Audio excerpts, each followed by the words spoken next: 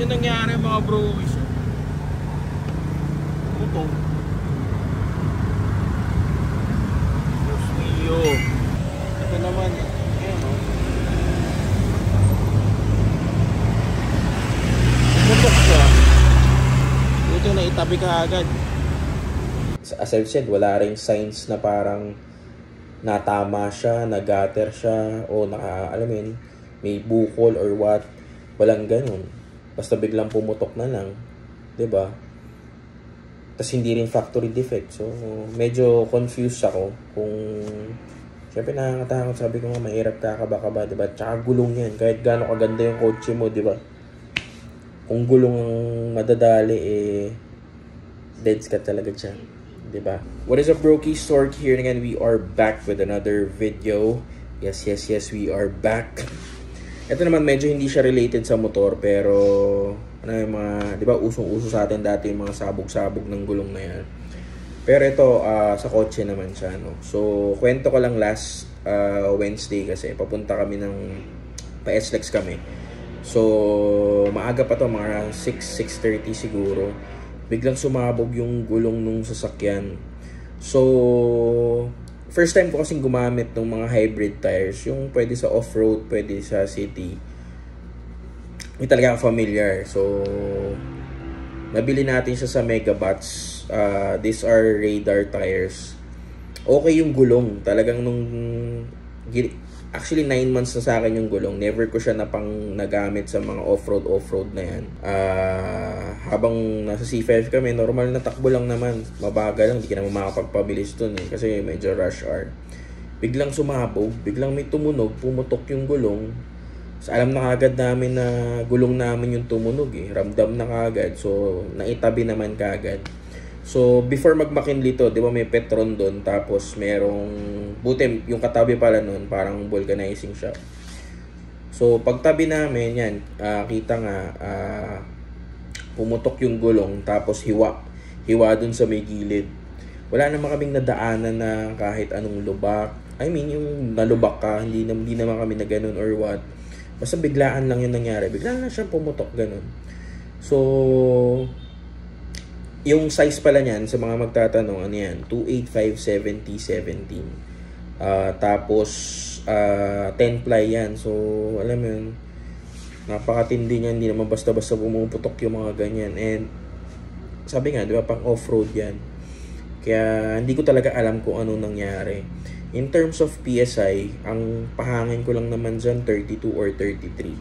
Yun lang. Tapos, tao lang naman lagi sa kayo nung sasakyan. Kumbaga, hindi para ma-stress siya, in short. Diba? So, I've talked to Megabots kasi, syempre, check lang kung ma-cover ng warranty. So, nung chinek yung resibo, nabili ko kasi ito parang, kalimutan ko ba sa October, first week ng October ata. I've talked to Megabots sa page nila. Yun nga, naka-indicate naman pala sa receipt na 6 months warranty for factory defects. So, lumampas na. Nasa, 9th month na sa akin So, sabi ko na lang, parang, kung may pwedeng makontak yung Radar Philippines, yung Radar Tires Philippines, para at least ma-check kung ano nangyari. Kasi on my end, alam ko sa sarili ko, wala namang mali. Tsaka para sumabog siya ng ganun. Unang-una, delikado on our part. Swerte lang talaga na hindi mabilis yung takbo. Hindi kami na-disgrasya and all. Tsaka check kung ano nangyari kasi mangyayari, bibili ako ng extra. Kung sakasakali, nasa 8,000 plus din yung isa So, mangyayari, bibili ako ng isa. Paano ko maulit dun sa tatlo? Diba? So, yun yung pinaka-concern ko. Pero hindi naman para maghabol ng warranty and all. Pero syempre, diba, kung mabibigyan, sayang pa rin. 8,000 is 8,000, boy. Diba? So, yun, binigay naman nila yung number. Nakausap ko si Ernie.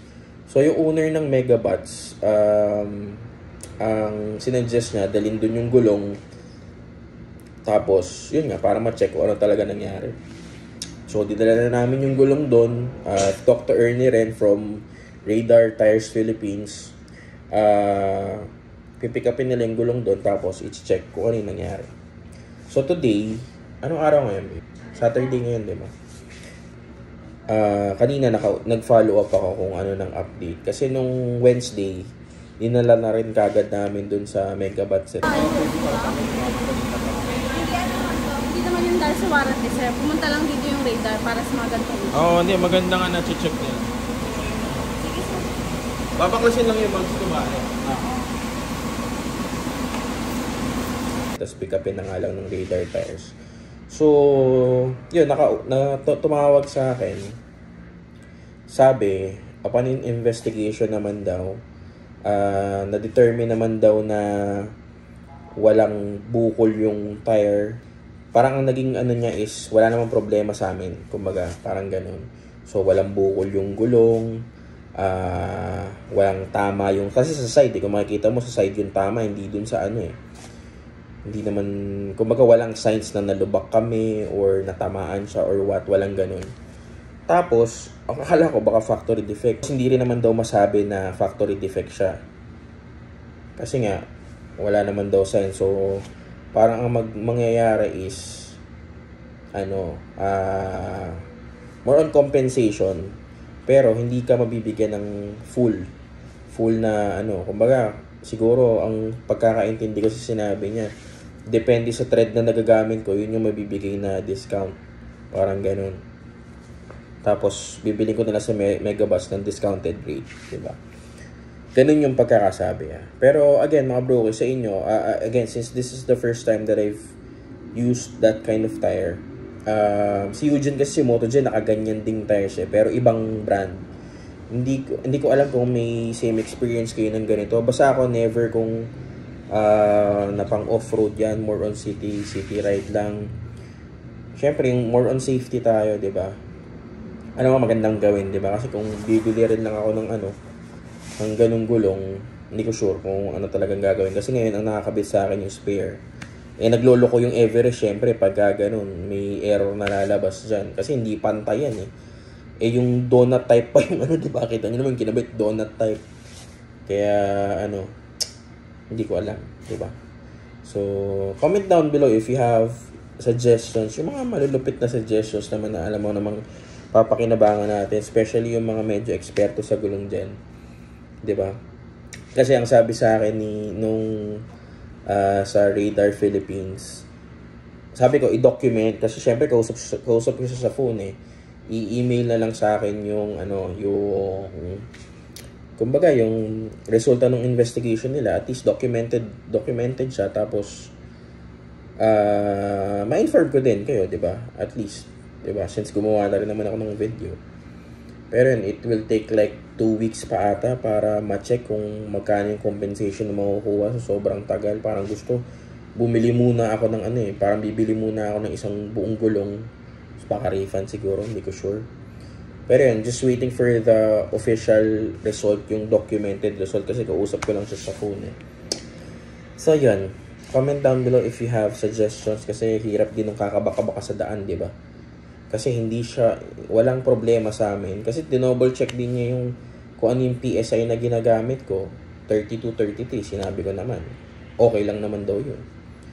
Wala rin, as I've said, wala rin signs na parang natama siya, nag-gutter siya, o may bukol or what. Walang ganun. Basta biglang pumutok na lang. 'Di ba? Tapos hindi rin factory defect. So, medyo confused ako kung, syempre nakakatakot, sabi ko nga, mahirap kakaba-kaba, 'di ba? Tsaka gulong yan. Kahit gaano kaganda yung kotse mo, 'di ba? Kung gulong ang madadali, dead ka talaga dyan. 'Di ba? Safety. Yes, that's correct. Comment down below if you have suggestions kung anong magandang gawin. Kasi hindi ko alam. Diba? Tapos naka-donut type yung kotse ko yung magtanga. Yun lang. Peace out.